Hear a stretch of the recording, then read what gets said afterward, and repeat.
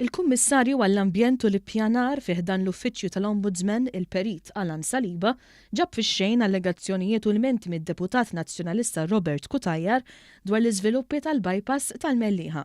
Kien f'Mejju li għadda li Kutajjar staqsa għal investigazzjoni mill-Uffiċċju tal-Ombudsman dwar l-amministrazzjoni tax-xogħol fil-bypass tal-Mellieħa mill-Awtorità għall-Artijiet, l-Awtorità għall-Ippjanar u Transport Malta. Madankollu rapport investigattiv li tqiegħed fuq il-mejda tal-Kamra mill-Ministru Ian Borg juri li fl-ebda punt ix-xogħol ta' żvilupp ma' ġenb triq Louis Vettinger ma' rifess fuq art pubblika. Rigward l-amministrazzjoni tax-xogħol min-naħa tal-Awtorità tal-Ippjanar, l-Uffiċċju tal-Ombudsman ikkonkluda li d-deċiżjoni dwar ix-xogħol li sar ittieħdet biss wara konsultazzjoni mal-partijiet interessati, dan fil-waqt li fl-ebda mument ma der li kien hemm xi irregolarità. Dwar ix-xogħol minn Transport Malta, l-Uffiċċju tal-Ombudsman qal li din l-awtorità għamlet xogħla skont il-pjan tal-proġett.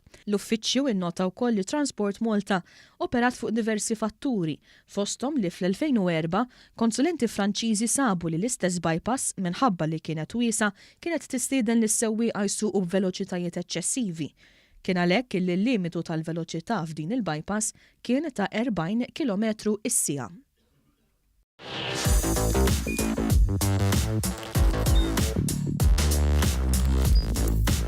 Idħol fuq one.com.mt u hemmhekk tista' tara l-programmi kollha li jxandru fuq One permezz ta' One Play.